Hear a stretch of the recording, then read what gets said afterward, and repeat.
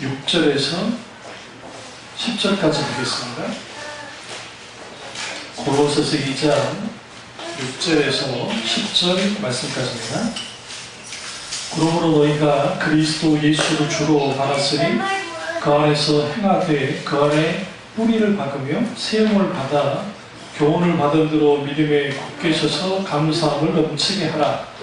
너와 철학과 헛된 속임수로 너희를 사로잡을까 주의하라.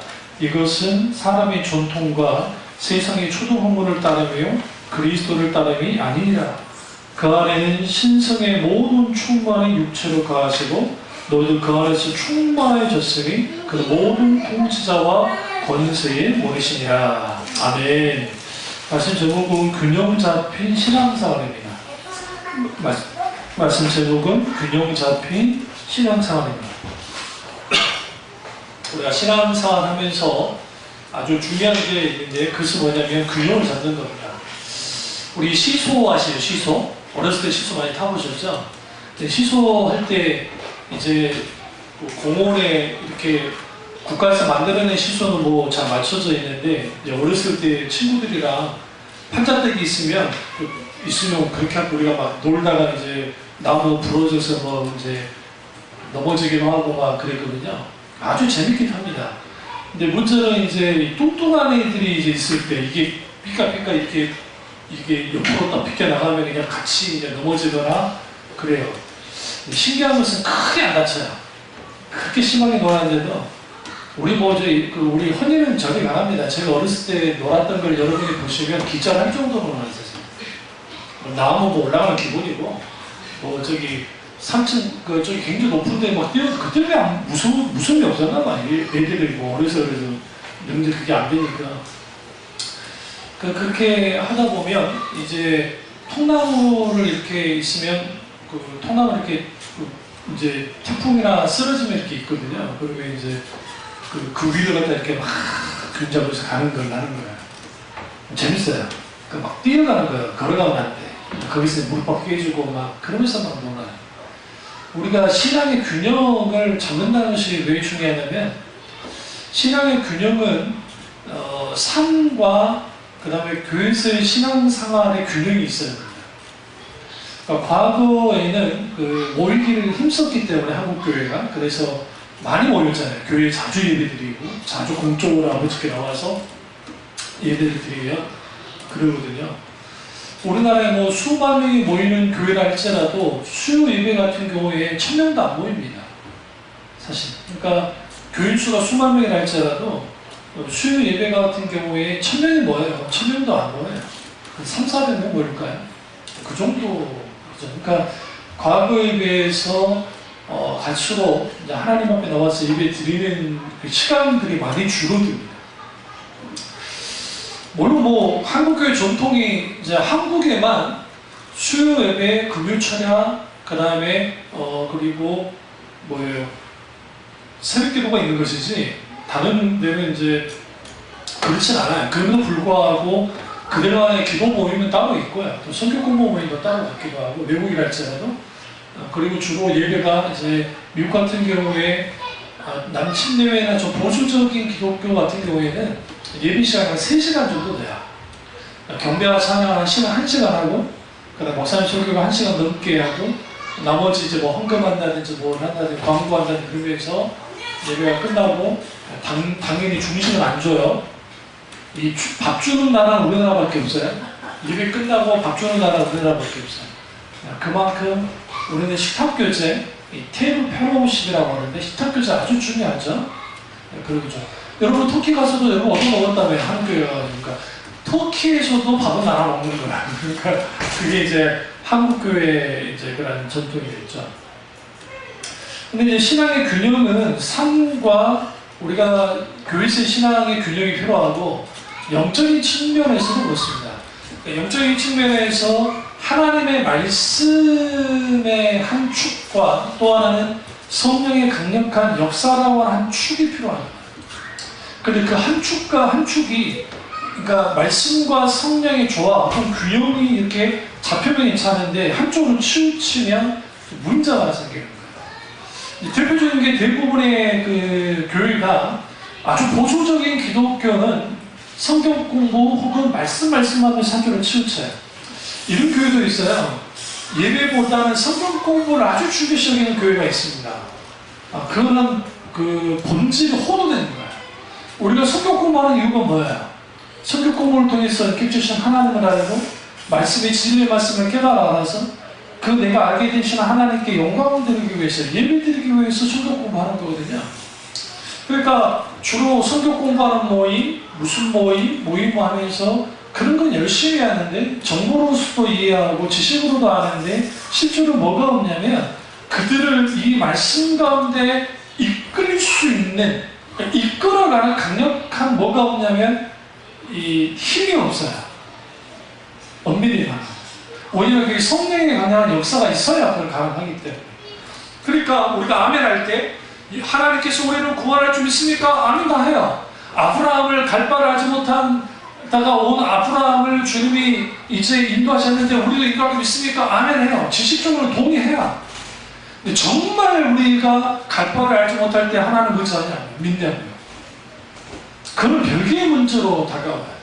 그 이유가 뭐냐면 신앙의 균형이 많이 깨지면 그렇게 되어지고, 한쪽은 또 뭐냐면 아주 그 뜨거운 교회들, 그러니까 막 뜨겁게 기도하고 열정적으로 뭔가 하는 거야. 괜찮아, 내가 나부터 그냥 알아서 해라. 근데 뭐 이제 CD 소개, 인터넷 소개 듣다가 알아서 뭐 깨닫겠지 뭐. 근데 그 하나님의 그 놀라운 강력한 역사가 나타나서 막 불러하고 막 거기서 막 울고 불고 막 하나님 내가 어떠합니다 막 넘어졌다가 일어났다가 춤을 췄다가 막 그 자체가 끝났어 같지 않아. 근데 그거로 끝나는 게 문제야. 요즘 워낙 덥잖아요. 아주 더워서 저는 이럴 때일수록 아주 좀 묵직한 그 동영상들을 보는데, 그게 뭐냐면 신학과 관련된 동영상들, 감독이 와서 이제 조나단 에드워드라든지 그다음에 존 오웬 목사님이라든지 이제 그런 분들의 그 이제 관련된 이제 그런 강좌를 쭉 들었어요. 내가 만약 20대 초반으로 돌아갈 수 있으면, 내가 학부 때로 돌아간다면 김남주 목사님 말처럼 목숨 걸고 공부하고 싶어요. 근데 제가 그렇게 편하게 공부할 수 있는 상황이 아니었고, 등록금 내가 벌어서 다녔어야 됐고, 그러니까 학교에서 일하는 거, 그 다음에 또 사역을 나가서 사역에서 해야 되고, 아주 어린 나이에 나가서 그렇게 했단 말이죠. 그래도 우리는 첫 사역은 청년배라고 생각해서 처음 사역할 때는 사역을 안 받았어요. 사역을 안 받아도 사역을 했어요. 왜? 나의 첫 사역은 하나님께 온전히 영광 드리고 싶다 싶어서, 어차피 군대 갈 거니까 1, 2년이면 2학년 때 군대를 가니까 당연히 하나님께 드려야 된다는 생각에서 했죠. 그러니까 쪼들리죠. 쪼들림 속에서도 어쨌든 하나님 앞에 그렇게 했어요. 그리고 나름대로 공부를 한다고 했는데 참 되지 않았어요. 솔직히. 다시 돌아간다면 아주 그냥 마음 녹하고 공부를 할 겁니다. 그리고 이제 거기에서 또 하나님을 찾는, 그러니까 존 오웬 목사님이 신학함의 이유는, 신학의 과정은 가장 중요한 거룩이에요. 그러니까 하나님의 거룩이 우리 가운데 실제로 있어야 실제로 신학적인 신앙에는 바로 설 수 있기 때문에 아주 중요한 의미를 갖고 있습니다. 우리가 오늘날의 한국교회 교인들의 상당수가 신앙의 균형이 깨져 있어요. 어떤 교회들이 판을 치냐면, 한쪽은 아주 분강사적인 교회입니다. 그러니까 메시지든, 그러니까 설교 메시지든 그 교회 자체이든 아주 가벼워요. 그리고 주로 신앙생활을 어떻게 하냐면 활동으로 많이 해요. 프로그램과 활동.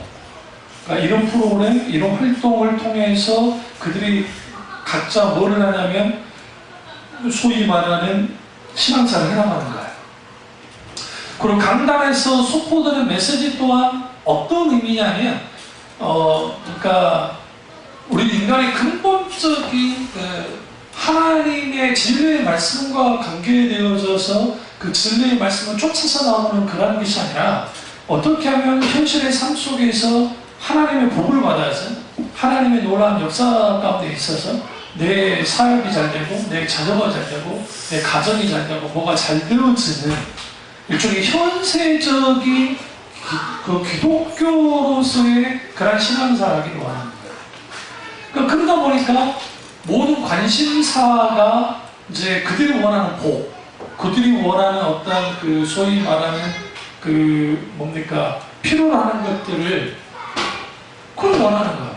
그러니까 분과학사들이 하나님 앞에 이렇게 헌금했더니 이렇게 하나님 역사했더라, 이렇게 기도 엄청나게 했더니 이렇게 또 역사했더라 하는 그런 걸 하는 거예요.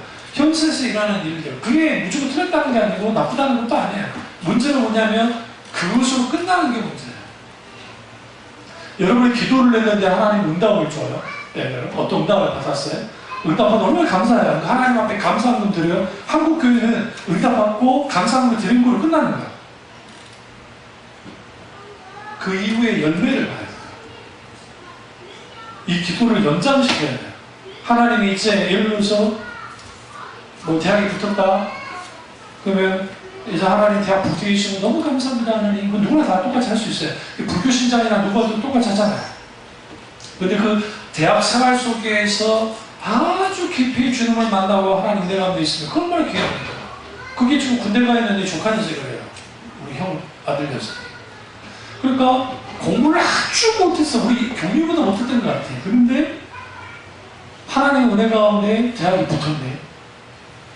네? 어쨌든 뭐 캠퍼스는 달라도 이제 신주 가서 어쨌든 후배야. 어쨌든 캠퍼스는 서울하고 이제 충주가 다르니까 하지만 그래도 후배잖아요.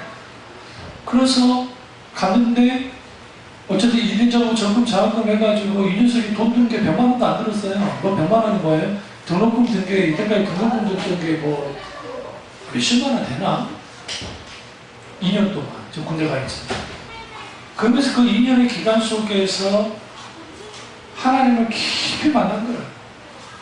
이제 뭐 CCC라는 예수전도단이라는 근대를 가서 막 집회 선전을 받고 하나님 앞에 정말 진정으로 뜨거워진 거죠. 귀한 거죠. 뭐 그런 거 해서 귀하다는 게 아니라 하나님께 영광 드리는 삶, 그 삶을 살아갈 수 있는 운동력은 어디로부터 오냐면 하나님이 주신 놀라운 은혜.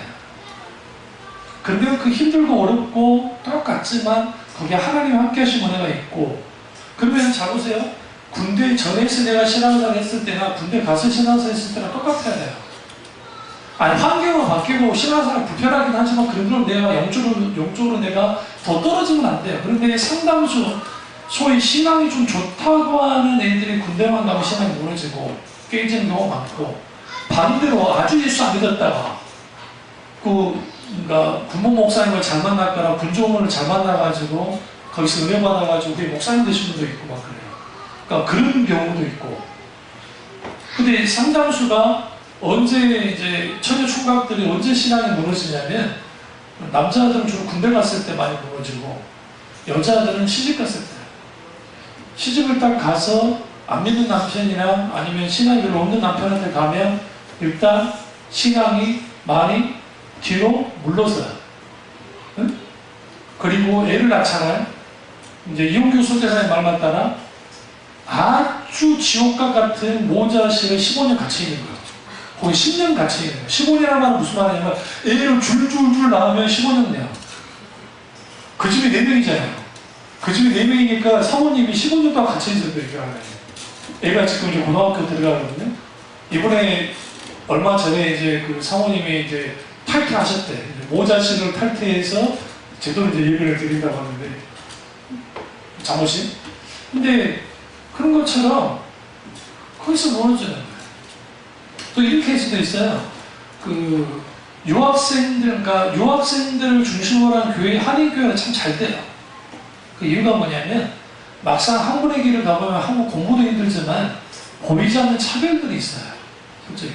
근데 은사 교수님이 그러셨는데 그래서 독일 법원에 직접 박사학위 소송을 걸어서 이제 승소해서 박사학위를 받았는데 그쪽 분야가 백인들만이 아주 권위 있는 분야 가운데 있었는데 이 양반이 17개가 18개 언어를 하신 분이에요. 저 은사 교수님. 그래서 아주 대단한 학자예요. 근데 이제 이 부분을 못 받아들이는 거예요. 이분이 지금 70이 넘으셨으니까 거의 80 가까이 되니까 아주 오래전 일이죠. 그러니까 그 인종차별도 있고. 그래서 이제 독일 공원에 있다가 해가지고 그분 후에 승소해서 독일 잘해요. 그러니까 그분 직접 나서서 승소하고 그래서 이제 박사학위를 받았는데 근데 그 과정이 너무너무 외로운 거예요. 그러니까 유학생들 뜨겁습니다. 교육을 걔 눈물이 나. 일단 같은 한국말 쓴다는 게 눈물이 나고 우리 모두 줘요? 밥까지 줘. 어느 나라가 밥을 줘? 안 주지. 근데 우리나라는 밥을 줘. 교회에서 밥도 줘. 그리고 공연을 털어낼 수도 같이 또 할 수도 있고 같이 또 기도까지 해주네. 하나님에서 막 기도도 해주고 막 한단 말이야. 그러니까 그때는 막 자기 상황이 힘드니까 막 뜨거워져요. 하나님은 열심히 해요. 그러고 난 다음에 학위를 못 받으면 뭐예요? 여행사 가이드하는 거예요. 몰라요? 유럽 같은 경우에 여행사 가이드가 대부분 유학 출신. 학력이 다 박사 학위를 받았든 박사 학위 중도에 포기하든 그 음악을 하든 미술을 하든 막 그런 분들이 주로 많아요. 여기. 그러니까 그런 분들이 주로 가이드. 왜? 한국 돌아오기는 싫고 그 나라에서는 살아야 되겠으니까 근데 가이드에서 살아요. 근데 가이드로는 못 살아요. 그러니까 직업을 한 2개 이상 가져야 이제 거기서 살 수 있는. 그래도 그게 좋은 거예요. 왜? 애기 때문에. 니네들은 나같이 고생하지 말고 여기서 쭉 살아가지고 지금 이 사람들처럼 더 해가지고 해라. 네, 그래가지고 하는 거고. 그나마 거기서 박사학위라도 받고 우리나라로 돌아와서 교수 생활하면 괜찮아요. 강사라도 들어오면 좋아요. 이제 그 모교 같은 경우에 그 서울대 대학원까지 나오고 그다음 하버드까지 나왔는데 이제 그 그러니까 신학과 말고 그 일반과에 지원하신 분이 계셨거든요. 이제 우리 클래스에 그 교수님 출신이 한 분 계셔가지고 이 양반이 우리랑 학부 교수인데 우리 신대원에 들어와 있어요. 그래서 그럼 왜 들어왔어요? 그러니까 못 사겠대. 왜 못 사겠대? 내가 일반과 교수로 들어왔는데 사람 취급 안 해준대. 같이 안 놀아준대. 그게 아니라고. 그래서 들어왔다고. 글쎄요. 그러셨나. 그분의 형이 이제 총에 아주 영향이 있는 분이긴 했는데, 그러면서 하는 말이 그거 알아요. 그분 때문에 알았죠. 지금요, 그 강사짜리 들어오는데, 지금 날고 기는 사람 다 떨어져요. 뭐 여기는 서울대고 뭐 필요 없어요. 뭐가 필요해요? 이 학교 나와야 돼요. 일단 이 학교 나오고, 그 다음에 박사학위는 외국 다 받고 오면, 그때는 잘해주지만, 학부가 여기가 아니면 안 해줍니다. 잘 안 해줍니다. 정말 뛰어나지 않고. 그러니까 강사나 교수 된 사람 괜찮은데 요즘에는 박사학위 받는 사람 너무 많아요. 너무 많아서 이제 쳐주지도 않아요. 이제 쳐주지도 않아. 그럼 뭐예요? 돌아와서 신앙이 푹 떨어져. 우리도 마찬가지입니다. 힘들고 어려울 때 막 좀 못 살고 할 때 하나님 앞에 뜨겁게 기도했던 사람들이 좀 먹고 살만해지니까 신앙이 무너지죠. 그 이유가 뭐냐면 그들이 아주 절박해서 하나님 찾는 것은 아주 귀한 건데 그 절박함 속에서 하나님을 만났잖아요. 그러면 그 하나님을 기억해야 돼요. 이걸 이제 영적인 기념비를 쓴다 그러는 건데 지속적으로 하나님을 기억하고 하나님과 친밀한 교제를 나누며 신앙생활 하면 그게 그리지 않는데 이제 그렇게 되는 거야. 식어져. 어느 날인가 뜨겁지 않아져요. 그래서 저는 누구보다도 은사주의적인 교회를 경험을 했고 아주 말씀 중심의 교회를 경험을 해봤어요. 그렇기 때문에 은사주의적인 교회들은 가보면 막 활기차요. 뜨거워요. 왜? 자기들은 그 분위기를 띄워야 되기 때문에 인위적으로 띄워요. 그래서 막 뜨거운 것 같아. 그리고 하는데 예배만 끝나고 딱 돌아오면 그 공허함 말할 게 없어요. 근데 뭐가 다 왔는지 모르겠어요. 반대로 소위 성경하는 아주 성경을 중심으로 한 교회 가운데 막 하긴 하는데 그 아주 메말라 있어요. 몸이 검조해요. 뭐가 없었어? 성령의 너무나 역사하심이 없었어요. 그래서 우리가 말씀과 성령의 조화하고 균형이 있을 때 그 신앙생활이 이제 성경에서 말하는 균형 잡힌 신앙생활을 할 수 있는 겁니다. 그래서 오늘 사도 바울이 본문에서 너희가 그리스도 예수를 주로 받았으니 그 안에서 행하되, 이 말씀 계속 봤죠? 그 안에 뿌리를 박으며 세움을 받아.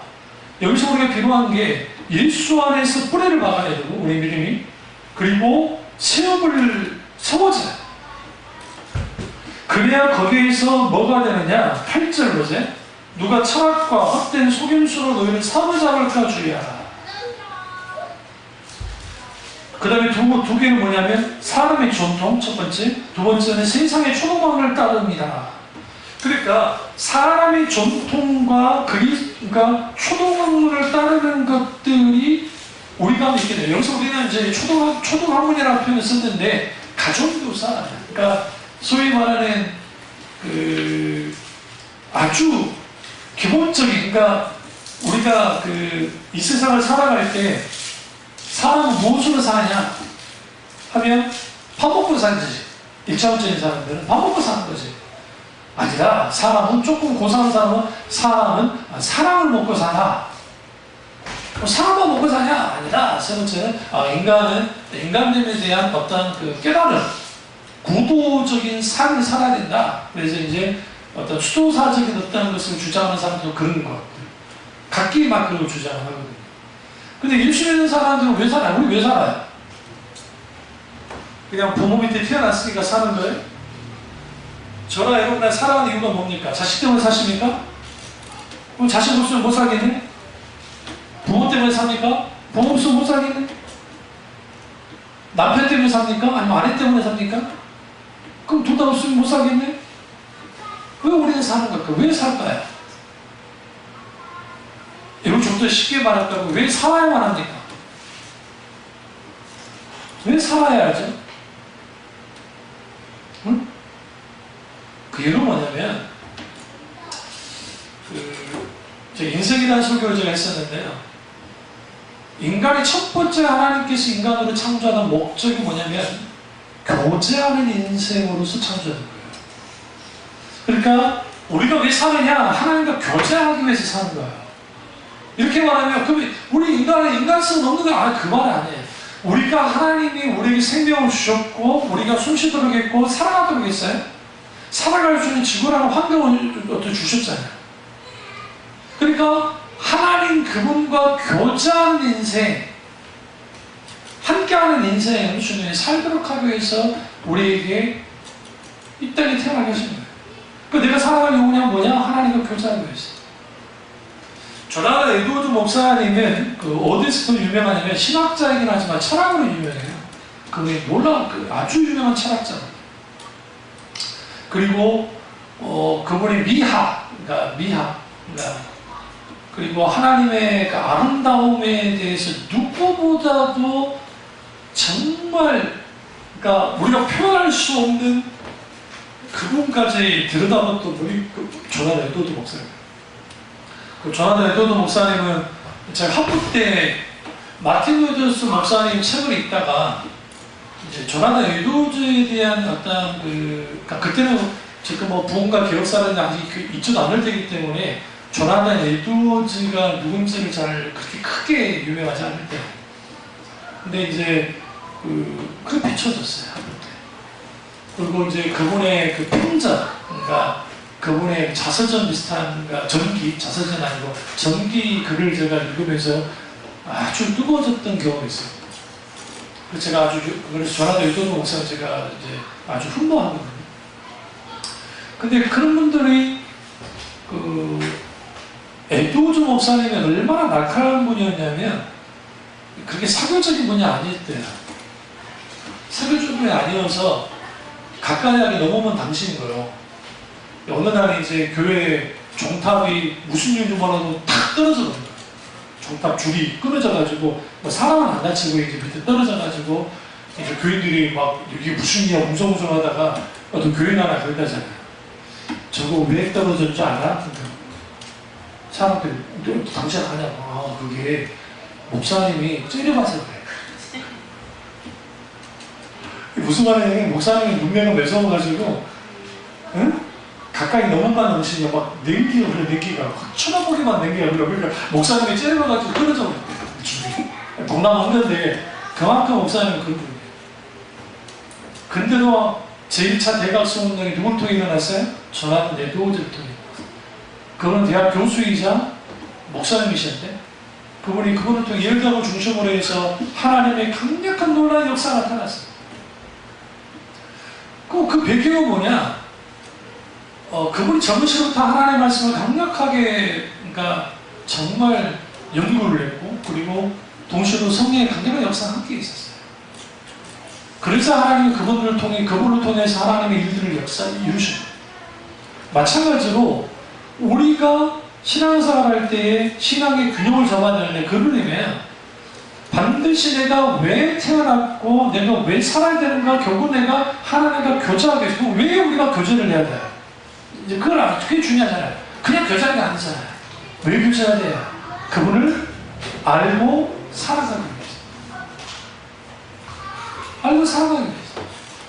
여러분, 우리가 길 걸어가다가 어떤 남녀가 첫눈이 맞았다 합시다. 첫눈에 반했다 합시다. 응? 첫눈에. 응? 처녀 총각이 첫눈에 딱 반했어요. 반해가지고 했는데 확 깨질 수 있잖아요. 첫인상은 분명히 그게 아니었는데 말끝마다 육두문자가 나와, 그죠? 내가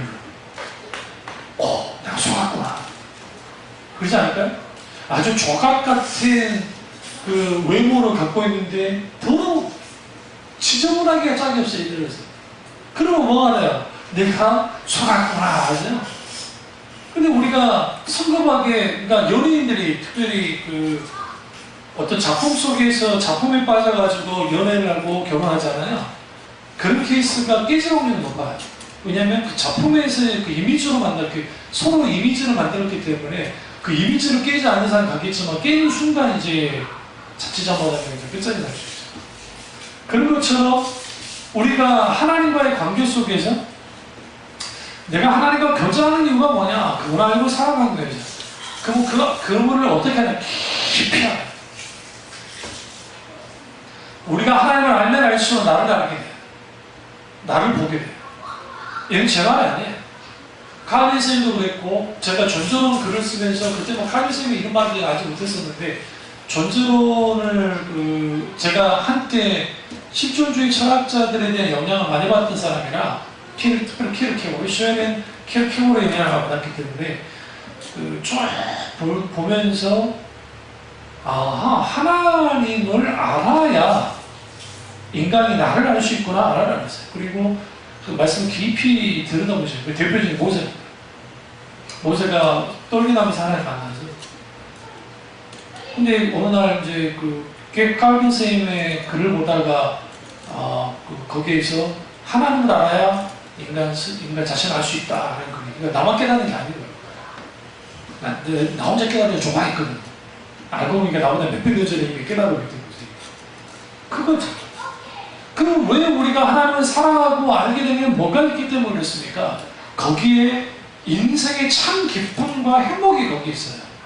그러니까 여러분 잘 보세요. 이 세상은 인간이 만들어낸 모든 것을 통해서 파라다이스를, 낙원을 만들 수 있다. 그래서 여러분 그 여행사에서 여행 예를 들어 패키지 광고할 때 지상의 낙원 하면서 막 하잖아요. 그럼 그 필리핀 보라카인가 뭔가 거기 있잖아요. 지상에 낙원하는데 두테르테 뭐라 했어요? 여기 똥물이다 그랬잖아요. 6개월 못 여겼잖아요. 그 우리나라 한인 많이 망했대요. 거기 우리나라 사람 많이 간다며요. 거기 그 여행사로 막 하신 분들이 있는데 그분들 아주 6개월 동안 살 수가 없으니까 주로 막 돈을 많이 빌려서 해서 이제 쫄딱 망한 분도 있고 막 아주 힘들었다는데, 그거 두테르테 왜 그렇겠어요? 그게 여러 이유가 있겠지만 환경오염이 이게 장난 아니래요. 그러니까 해변 같은 데는 괜찮은데 이게 좀 더 들어가보면 이게 대단하다. 이게 이제 조금만 놔두면 전체를 아예 그냥 할 수 있으니까 이제 못하게 한 건데, 우리가 하와이 같은 데도 하와이가 아주 아름답대요. 그런데 여러분 헬기 투어할 돈 없으면 가지 마세요. 뭔지 아시죠? 하와이는 들어갈 수 있는 곳이 15%도 안 돼요. 다 자연 국립공원으로 지정해서 못 들어가는 겁니다. 위험하기가 하지만 보호하기 위해서. 그래서 한 10몇만 원 들여서 헬기 투어를 하셔야 돼요. 그것도 한 30분 타는 거. 1시간 나는 거. 그걸로 쭉 돌아와야, 아, 봤구나. 뭐 말인지 아시죠? 와이키키 해변에서 수영할 건 모르는데, 그거 아니면 의미 없어. 그럼 거기서 뭐라고요? 그게 지상의 낙원이요. 하와이 오세요. 알로하에서 지상의 낙원 막 하지 않습니까? 아주 좋은 곳이고, 아주 괜찮은 곳이고. 그러니까 사람들이 뭘 집어넣냐면, 우리가 이런 음식 먹으면 행복해지고, 이런 집에서 살면 당신은 이 편한 세상 아주 럭셔리한 삶을 살 수 있고, 또 당신이 이런 자동차 타면 떵떵거리며 살 수 있는데, 여러분의 지금 이 차가 BMW인 거야. 가지고 다니지도 못해, 욕먹어. 진짜 그런다잖아요. BMW 차주가 이 사람 한 곳도 없는데, 아직도 갖고 다니세요. 그런 분들 있다잖아요. 위험하게 왜 그걸 타고 다니냐고. 지하 저기 주차장 못 넣게 한다며요. 벤츠 막아가지고 불나면 큰일 나니까 주차 금지. 완전 8천만 원짜리인데 얼마짜리? 8천만 원짜리인데 안 되는 거예요. 그러니까 저기 예전에 그 신신의 권사님이 말했던 것처럼 세상은 요주경이에요. 우리 권사님이거든요. 그 세상은 요주경이라는 게 전도서에서 나온 거예요. 세상 요지경 속이라 잘난 사람. 저는 그게 전도서에서 읽다가 그걸 가요로 만든 거예요. 그분 그거로 떴는데 다 사기당해가지고 저기 오히려 적자버렸죠. 사기당해가지고 잘못 해가지고. 근데 우리가 하나님 앞에 살 때 이 세상은 오늘 세상에 초등학교가 소금수가 있잖아요. 사탄이 자꾸만 우리를 그래요. 물질로 그리고 어떤 그 사람이 원하는 그 욕심과 욕망으로 행복해 줄 수 있어 라고 해주는 거예요. 여러분이 이제 피렌체라든지 그리고 저는 우리 아이들 그러니까 지금 헌연이 다 우리 지금 내 애들이기까지 할 수 있으면 다른 데는 아닌데 이탈리아만은 애들이 자유여행이든 배낭을 싸고 한 달이고 그렇게 한번 쭉 돌았으면 좋겠어요. 솔직히. 그러니까 그 이유는 뭐냐면 그게 로마 문명이 주는 것도 있지만 그게 이제 인문학적인 소양 같은 걸 좀 키워서 쭉 한번 돌다 보면 물론 거기에 이제 집시들도 있고 쓰리꾼도 많아서 이제 위험하긴 하지만 그래도 그랬으면 좋겠던 게 거기서 깊이 한번 느껴봐야 돼. 근데 여러분이 피렌체에 살아요. 어? 근데 해가 져요. 늘 보면 아름다울까요? 자, 이탈리아 갔을 때 놀란 게 뭐냐면 그 유적지 대단한데 이탈리아 사람들 쳐다보지도 않더라고. 직진으로 가요. 거기 사니까. 유람선, 서울 한강 유람선 타보신 분? 총. 절대로 서울에 사는 사람들 안 합니다. 그럼 못 알아, 돌아가게. 예? 시골 출신이 안 타는 거야. 정통 서울 출신들은 안 타. 그거 타서 못 보게. 예? 아, 집 앞에 있는 제2 롯데월드도 안 돌아가는 판에. 할머니, 할아버지 그쪽으로 몰려요. 이제 육사님들 안 가, 이제. 제2 롯데월드 가야 돼. 도모 개모임 해가지고 비싸다고 가자. 응? 무슨 말씀을 하냐면 대단한 환경에 뭐 있어도 사람은요 딱 한 달 좀 넘어가면 길이면 1년 안에 금방 다 적응해요. 그게 지금 보고 있는 게 다 똑같아요. 별 다를 게 없어요. 그게 금방 식상해요. 그러니까 사탄은 우리에게 계속 그렇게 주는 거예요. 우리에게 없는 거, 내가 좀 더 잘생겼으면, 내가 좀 더 건강했으면, 내가 좀 더 돈이 많았으면, 좀 더 많이 배웠으면, 내가 뭐 했으면, 그럼 나는 뭔가 좀 달랐을 텐데, 라는 생각들을 하는 거예요. 근데 점차 문제가 뭐냐면, 제가 어떤 목사님 그러셨나? 우리가 신앙생활 할 때, 기도도 그렇고, 우리가 밥 먹듯이 하나님 앞에 기도하는 열정만 품어서도 달라졌을 거예요. 밥 밥 먹는 열정만하고 하나님께 쏟았으면 우리의 기도가 달라졌을 거예요. 근데 많은 사람은 우리는 밥 먹는 열정보다는 기도 열정이 더 아무것도 아니다. 개나리 목사님 밥이라는 표현은 쓰지 않았지만. 그러니까 우리가 그런 거예요. 그러니까 신앙의 균형이 왜 깨지냐면 기본적으로 하나님과의 관계에서 기본적으로 해야 될 것들이 없으면 이건 깨져요. 이게 뭐 목사니나 누가 되고. 그래서 사도 바울이나 하나님의 사람들은 지속적으로 경건의 연습을 했고 신앙의 어떤 훈련들을 해나가는 거예요. 그걸 통해서 뭘 하기 시작했냐면 그들의 신앙이 어떻게 되도록 바로 서도록 균형 잡도록. 그래서 균형 잡힌 신앙생활을 해나가는 거죠. 그러면 인간이 왜 불안한 인생을 사느냐? 이유는 딱 한 가지예요.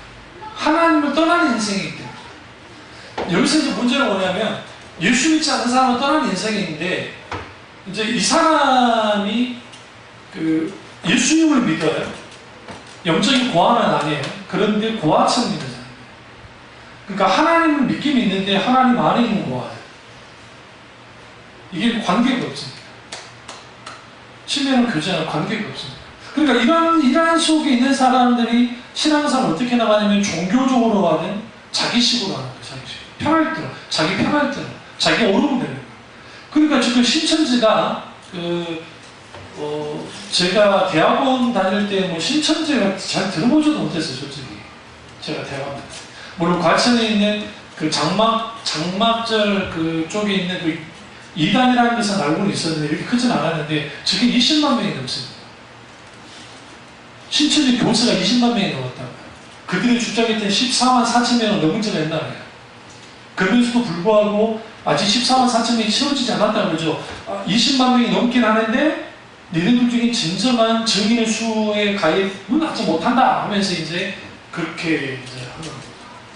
그리고 그 20만 명이나 되어지는 그러면 과거에 교세가 한 5만 명이었는데 한 2000년도 초반만 해도 한 5만 명이었는데 지금은 20만 명까지 됐으니까 주로 누구를 물어가요? 기존 교인들.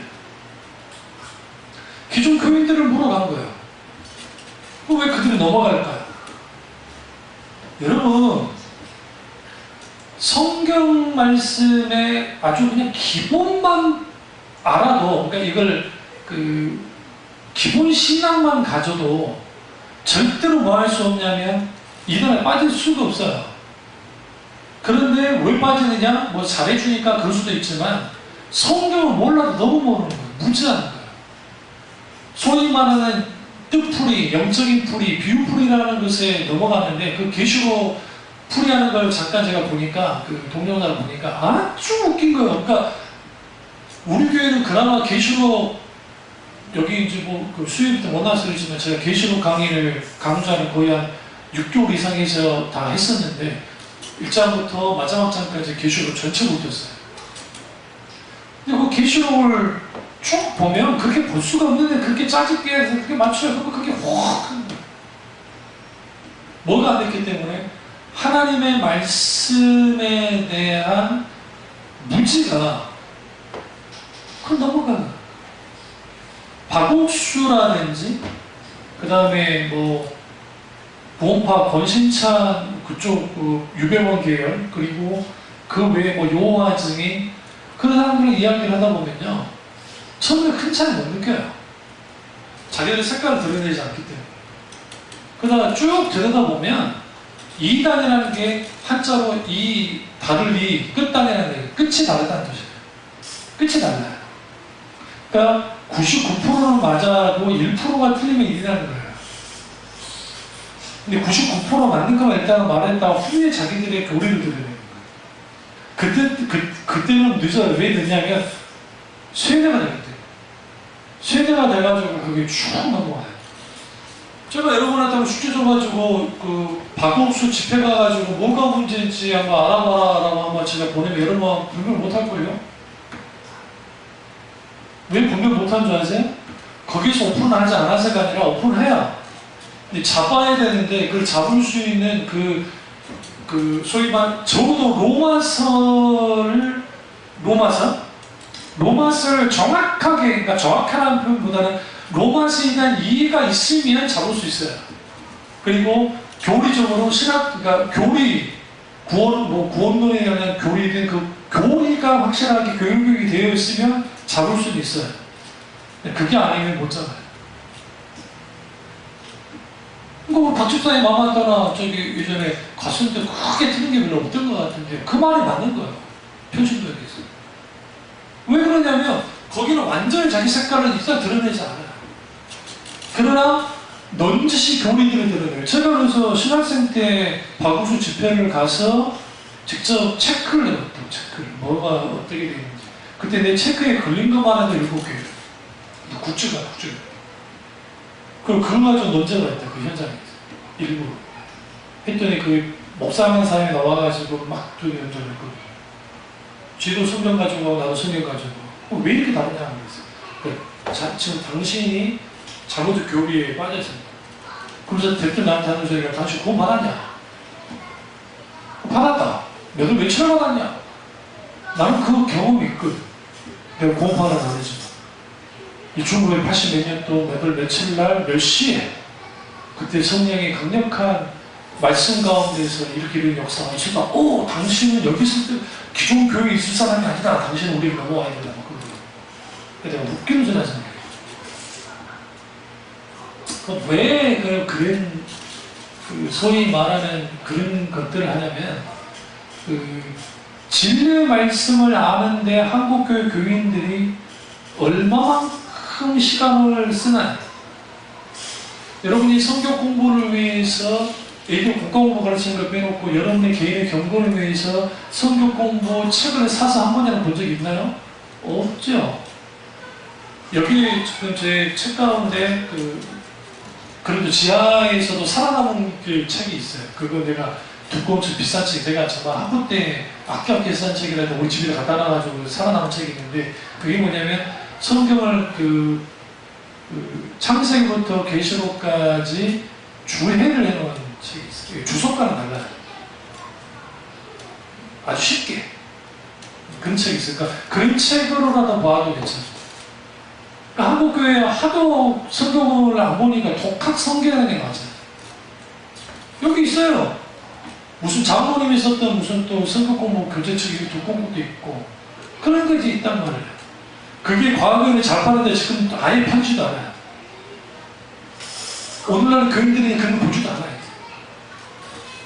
여러분들 말한 것처럼 이제 교회 올 때 스마트폰 달랑 들고 오죠. 이제는 스마트폰은 교회 올라가 스마트폰 들고 온 게 아니에요. 그냥 필수품이니까 가져오는 것 뿐이고. 그러니까 포도나무 교회에서도 하도 그러니까 여목사님이 성경 구절 소원하려고 프로젝트 소원하려고 성경 그 성경책 가져오시는 직접 찾는 성경으로 직접 찾는 것과 스마트폰으로 보는 거 달라요. 진짜 달라요. 그러니까 그렇기 때문에 그러긴 한데 우리가 신앙생활의 균형, 영적인 균형을 잡으려면 적어도 내가 신앙생활 할 때 신앙생활의 이유가 뭔지를 좀 알아야 돼요. 제가 구체적으로 다음 주에 이제 이걸 구체적으로 풀어나가지만 왜 우리 신앙생활을 하나요? 천국 가려고? 우리 정답은 다 알고 있어요. 근데 왜 우리 신앙생활 하죠? 좀 이상하지 않으세요? 교회에 수만 명이 모이고 엄청나게 많은 모이는 교회를 다녀요, 사람들이. 네? 기독교가 어쨌든 숫자가 적어진다고 하지만 세상 말로 잘 나가는 교회도 아주 잘 나간다고요. 그 사람들 왜 교회 다니지? 뭐 때문에? 주일마다 와서 손에 봐가면서 왜 신앙생활 하죠? 손해보는 거죠. 일단 헌금 드리니까 돈 들여. 그 다음에 뭐 들여요? 시간 들여. 놀 수 있는데 못 놀아. 근데 왜 신앙생활 해요? 물어보세요. 당신은 왜 신앙생활 하십니까? 라고 하면 대놓고 대답할 수 있는 게 그게 많잖아요. 그냥 줘라고 말하기 그렇고 대답이 왜 힘드냐면 그냥 어설프게 대답하면 믿음 없는 것처럼 보일까봐. 그러니까 대답을 제대로 못하는 거야. 그걸 왜 우리 신앙생활?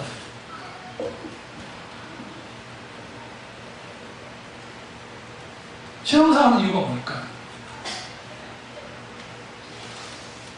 불교 신자들도 그렇고 아주 종교적으로 인도 같은 경우는 아예 종교가 지배하잖아요. 다신교이지만 다신교 중 유임신교예요. 거기가. 그러니까 브라마냐는 최고의 신이 있고 최고의 신을 두고 그리고 나머지 한 3억 5천만 개 이상 되어 있는 신들이 있어요. 여러 신들. 인간도 신이 계시죠. 그 신을 믿어요. 그들에게 물어보세요. 왜 신을 믿습니까? 이게 삶입니다. 안 믿는 그 진리를 모르는 사람들이 그 우상에 빠지는 사람도 이게 삶이기 때문에 그렇습니다. 근데 예수 믿는 사람들에게 당신은 왜 하나님을 믿으십니까? 신앙이 나의 삶이기 때문입니다. 그렇게 말하는 사람은 들어본 적이 없어요. 다 대부분 뭐라 그래? 천국 가기 위해서 그나마 예수님 믿고 천국 가려고 신앙생활 합니다. 그러면 천국 가서 뭐 하시게요? 그때 할 말이 없어요. 왜? 천국 가고 난 다음에 뭐 할 것에 대한 소리를 들어본 적이 없으니까. 가르침을 받은 적이 없어요. 또 성경도 잘 안 나와. 성경은 그것까지 기록해두지 않았어요, 거의. 그러다 보니까 주로 우리는 파편적으로 자기가 알고 있는 신앙의 지식의 파편적으로 그걸 알고 그걸로 신앙생활에 나가. 그러면 신앙생활하는 이유가 뭘까?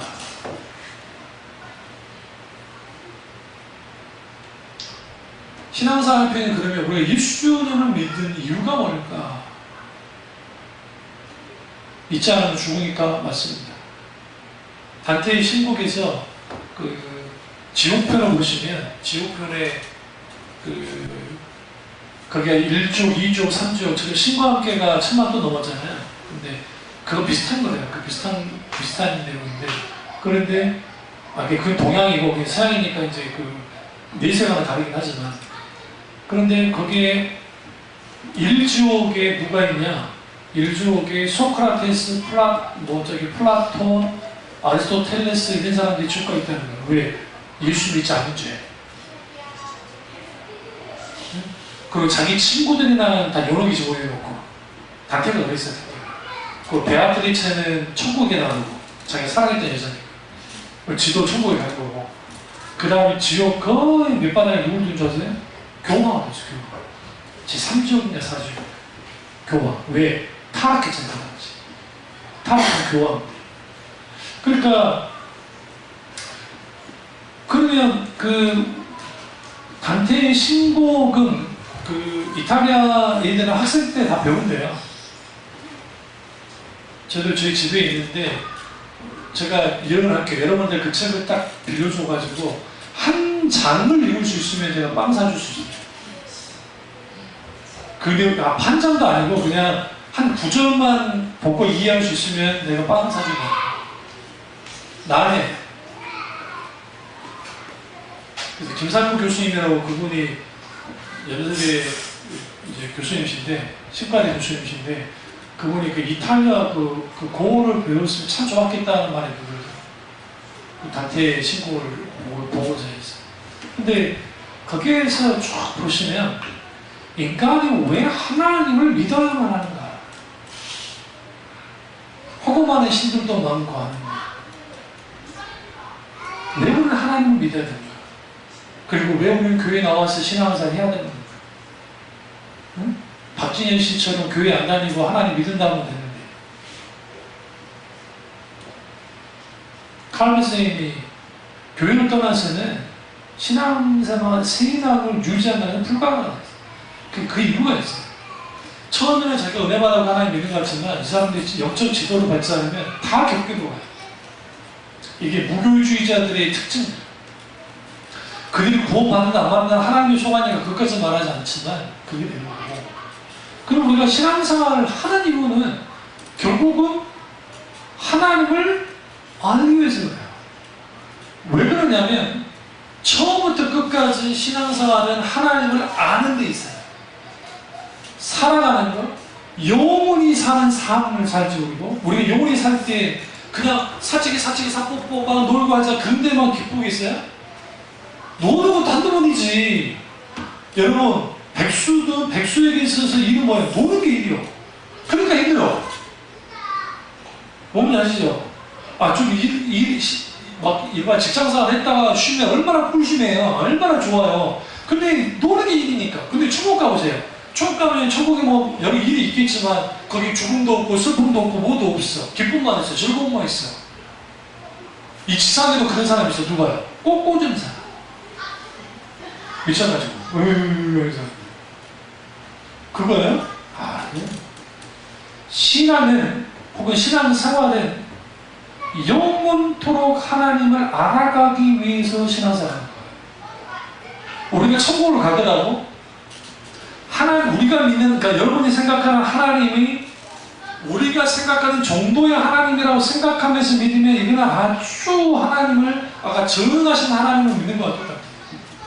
저나 유도우주 목사님 마찬가지고 많은 하나님의 사람들이 하나님 그분의 그 광대의 그분 인간에게 상상할 수 없어요.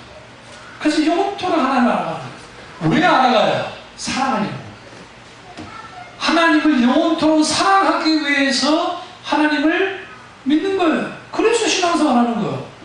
그러니까 그 나머지는 뭐 기도했더니 복을 받았더라, 뭔가 잘 됐더라, 소원을 빌었더니 하나님의 역사 줬더라, 이런 것들은 다 부가적인 것일 거예요.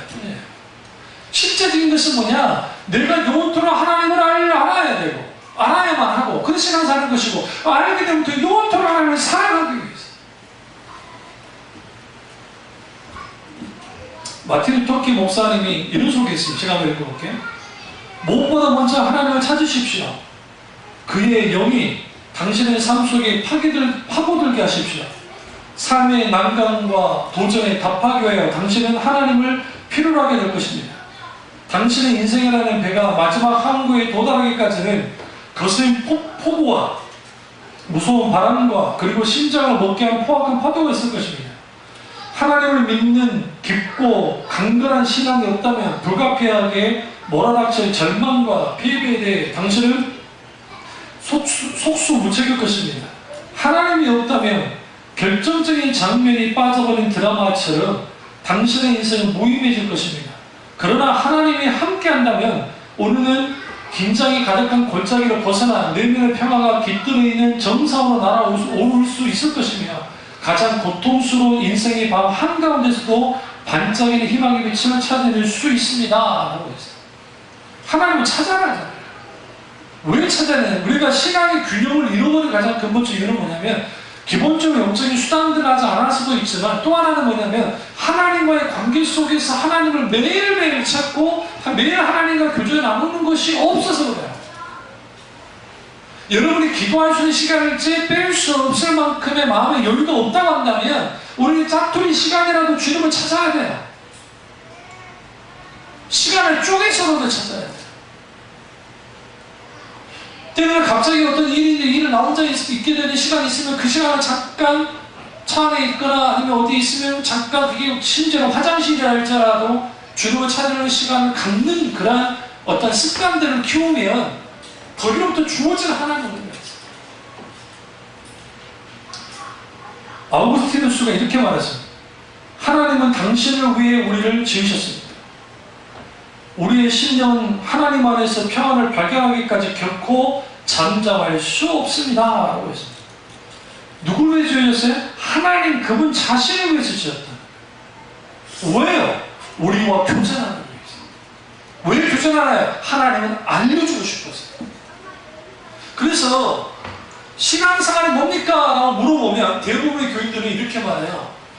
주일날 교회 나가고 11조하고 헌금하고 봉사하고 전도하고 그 다음에 뭐 교회 그 부서 활동하고 선거대 참여하고 구역 참여하고 하고 하는 게 이게 신앙생활이죠. 이거는 수단이죠, 수단. 실제로 이게 신앙생활이 아니라고요. 실제 신앙생활은 거기에 담아야 될 것들이 뭐냐면, 그 담아야 될 것들이 필요한데 목사가 알아서 담아주기를 원하는 거예요. 담겨지지 않아요. 그러다 보니까 이 사람이 아주 하나님을 잘 믿는 것 같은데 막상 이야기를 나누다 보면 가치관이나 세계관이 이게 전혀 하나님과 관계가 없어요. 이야기를 하다 보면.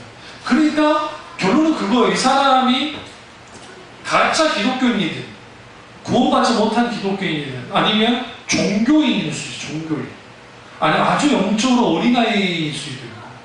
그러니까 이런 상황이 된 상태에서 재밌는 게 뭐냐면 은사주의적이고 열성적인 사람들은 전도를 강조를 많이 하거든요. 그러니까 막 어디 가가지고 전도를, 옛날 우리 교회 집사했던 사람이 이 주위에 뭐 고쳐주고 갔다가 전도를 막 1시간이나씩 한다는 거예요. 근데 내가 피 웃었어요. 왜 웃었냐면 그 사람이 갖고 있는, 제가 모르겠어요. 뭐 하나님이 아시겠지만 제가 목회자의 양심을 봤을 때 그 사람이 크리스찬이냐? 퀘스천. 그러니까 구원받은 크리스찬이라는 게 퀘스천이에요. 그런데 전도를 하고 다녀요. 하나님 믿으러. 그럼 어떻게 봐야 돼? 아, 목사님 그 중간에 바뀌었겠죠. 아, 그럴 수 있다고 생각해요. 우리 교회에 있다가 했으니까 뭐 그럴 수 있다고 생각해요. 그런데 제가 몇 년 전에 봤고 그 다음에 그런 걸 영적으로 봤을 때에 저 사람이 정말 인격체이신 하나님을 말씀 가운데 만나서 거기에서 실질적인 가정과 세계관의 변화가 되어서 그런 사람이냐? 절대로 그렇지 않아요. 내가 가까이서 봤을 때. 근데 그런 사람도 전도하러 다녀요. 예수님. 왜? 교회에서 배웠거든. 전도해라. 전도가 지상 최대의 사명이니까. 그리고 전도하면 복 받으니까. 그러니까 열심히 전도하고 열심히 복 받기 위해 사람도 전도해라. 그러니까 하는 거야. 신천지들이 왜 전도해야 되는지 아세요? 자기가 거기 가을바람 한 명 끌어들어가야 되고, 이 전도를 못하면 지옥 간다고 하죠. 그러니까 이 사람이 나한테 욕을 하고 해도 자기들은 순교적인 마음들을 갖고 있기 때문에 기꺼이 받아들이는 거예요. 여호와 증인들이 이렇게 더운데도 저 앞에 우리 그 7호선 저기 신대방 상거리 7호선 강 그게 여호와 증인들이 있어요. 세상에 그렇게 덥고 그 저기 지금 아스팔트의 열기가 얼마나 대단합니까? 여기가 35도면 거기 40도 이상 될 거라고. 근데 거기에 서 있어요. 왠지 아세요? 그 사람들 그거 안 하면, 그렇게 안 되면 지옥 간다고 생각하는 거예요. 모몬교들, 저기 젊은 청년들이, 남녀들이 여기다가 말일 뭐 예수 제주교 해가지고 다니죠. 그 친구들 그렇게 전부, 그러니까 다른 나라로 가서 그런 전도하는 것을 하지 않으면 지옥 간다고 가르쳐 놓기 때문에 그들은 지옥 가지 않기 위해서도 와서 그렇게 하는 거예요. 그들은 뭐 특별하게 무슨 뭐 대단하게 뭔가 달라서 그런 게 아니라고요. 뭘 말씀드리려고 하냐면 가짜는 얼고 맬 수 있는 것으로 얼고 매요. 매버립니다. 얼고 매서 뭐 하냐면 이 사람들이 거기에서 뭐 하지 못하도록 빠져나오지 못하는 거예요. 이 말씀 앞에 되겠습니다. 김한주 목사님의 강좌를 때 제가 그걸 정말 동감했던 게 뭐냐면 하나님이 우리에게 자유우주를 주셨고 그 자유우주를 주셨는데 우리가 오해하지 말고 들으셔야 돼요. 하나님 우리에게 인간의 자유를 주셨을 때는 내가 하나님께 선한 것이라 할지라도 안 할 수 있는 자유가 있어야 돼요. 다시 말하면 내가 하나님 앞에 예배를 드리고 기도하는 걸 당연히 해야 되는 거예요. 네? 그런데 인간의 하나님께서 우리에게 주신 자유는 뭐까지 줬냐면 그걸 하지 않는 자유를 줬어요. 그러니까 하지 않아도 된다는 말이 아니라 하나님은 어떤 것으로도 우리를 억압하거나 강압하지 않는다는 의미로서 말씀드립니다. 이런 분들이 있어요. 새벽 기도를 하지 않으면 우리 어머니도 좀 그런 게 있는데 내가 밤 재단을 계속 쌓지 않으면 교회가 뭔가 어떤 일이 벌어질 것 같고 교회가 뭔가 되지 않을 것 같아서 재단을 쌓아요. 누군가 기도를 해야 된다고 생각해요. 그러니까 밤을 새서 기도하는 것, 교회에서 잠에서 기도하는 것은 권장할 만한 일이고 아주 귀한 일이긴 하지만 그것이 소위 말하는 얽매여 있다고 한다면 이게 얽매인 게 하나님께로부터 온 건 아니라는 거예요.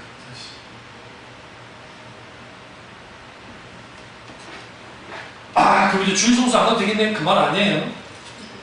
그런 말이 아니라 이게 진리 안에 있는 자유, 진리가 자유케 하는데 진리 안에 있는 자유란 게 곧 그걸 포함해요. 그러니까 악한 것에 대해서 저항하고 하지 않는, 그러니까 하지 않으려고 하는 그러한 의지를 쓰는 것과 동시에 모두 필요해요. 내가 하나님께 선앙이라지만 그걸 내가 하지 않을 수 있는 자유의지를 갖고 있어야 돼요. 하지 않아라는 게 아니라 일할 때는 해야 돼요. 김기동이나 분강사들이 그렇게 가르쳐 놓죠. 지상 대명령 해놓고 거기에 부축해, 그래서 거기서 안 하면 믿음 없는 사람 취급하고 막 하고, 그래서 뭐 하느냐, 소위 말하는 교회 건축을 하죠. 교회 건축을 하는데 건축할 때 건축원금하라고 막 작정을 시킵니다. 안 하면 조주받는다는 식으로 막 가르쳐놔요. 또 하면 복 받는다고 가르쳐놔요. 그러면 사람들이 뭐하냐, 이게 하나님께 선한 거니까 건축원금을 해. 빚을 낸 사람들 건축원금을 해요. 옛날 사람들 오늘 안 하지만, 요즘 해라고 다 잘라버리지만, 근데 적어도 그 부분에 있어서 말씀과 비춰서 아니라고 할 수 있어요.